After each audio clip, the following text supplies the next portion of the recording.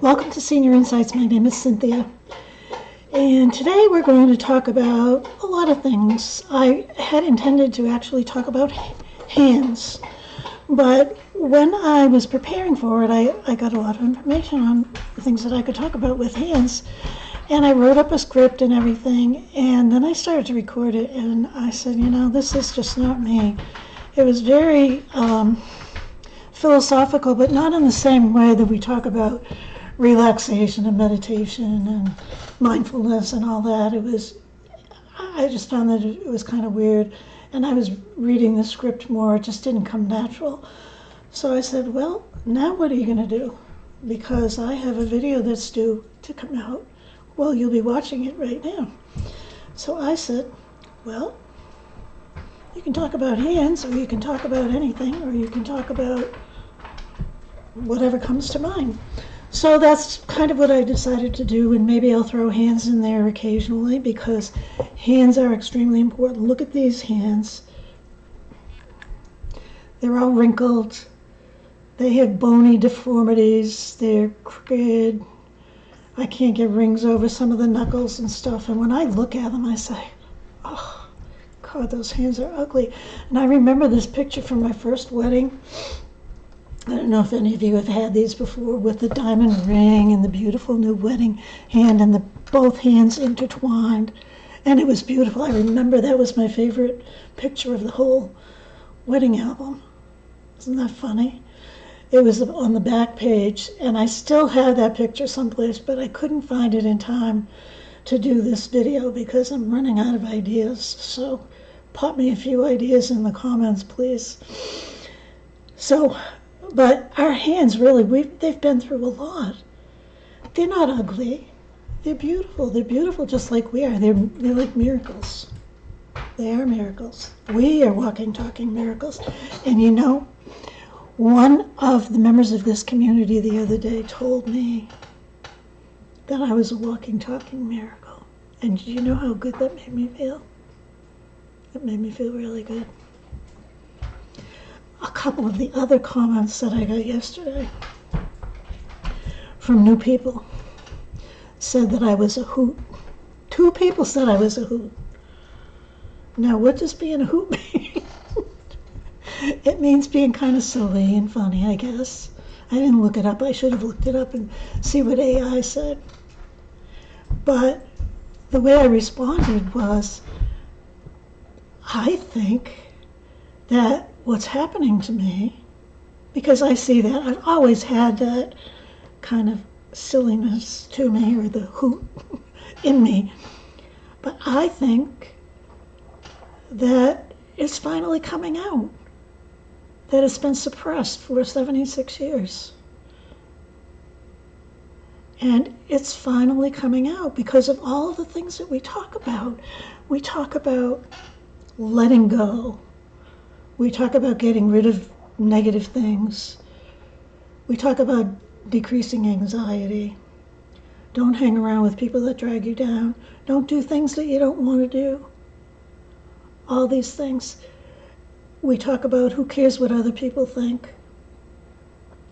Well, see, the unfortunate part is I say on this video that I don't really care what people think.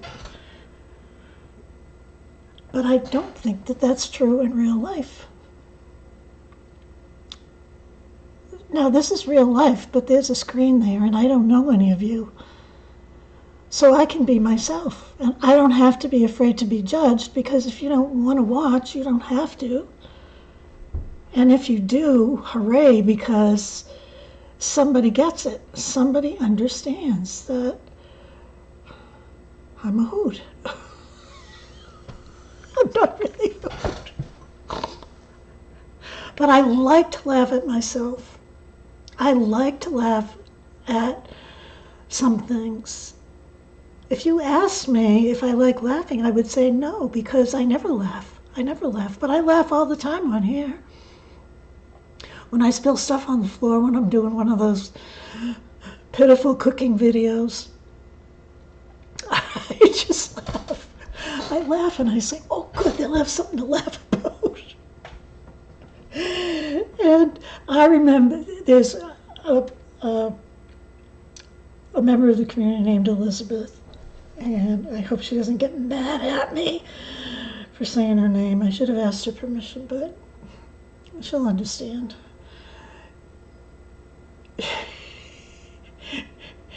She watched my butter making video where the butter was splashing all over the place. I had blobs of butter, all over the place. I mean, it was literally all over the place.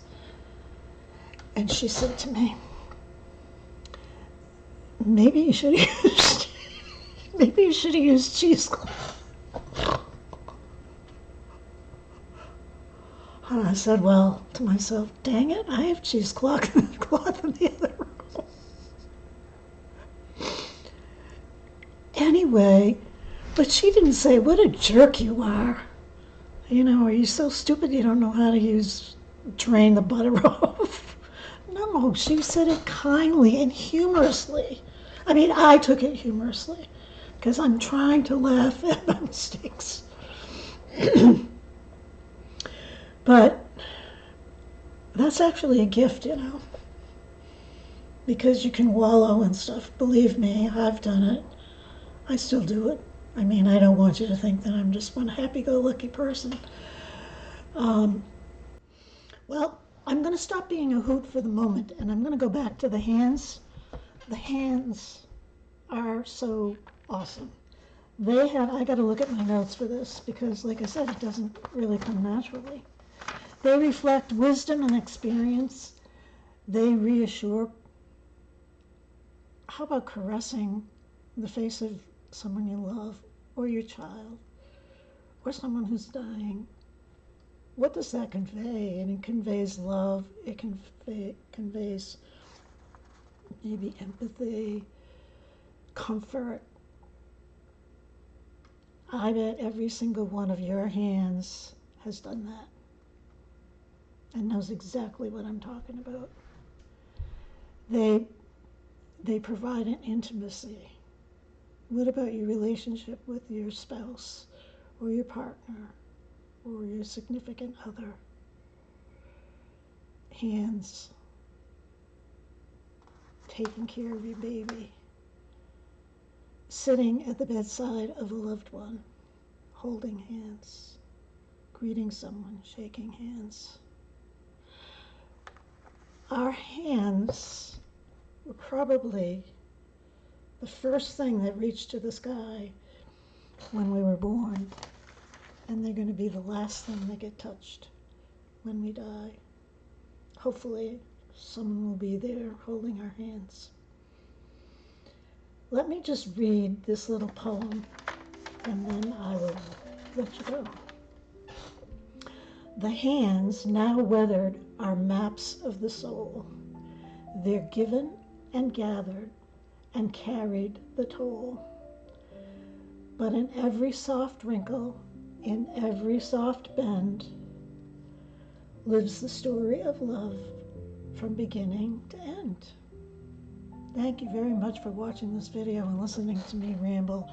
Please write in the comments and let me know what you think. Let me know if you have any ideas, and definitely subscribe if you think you'd be interested. Only.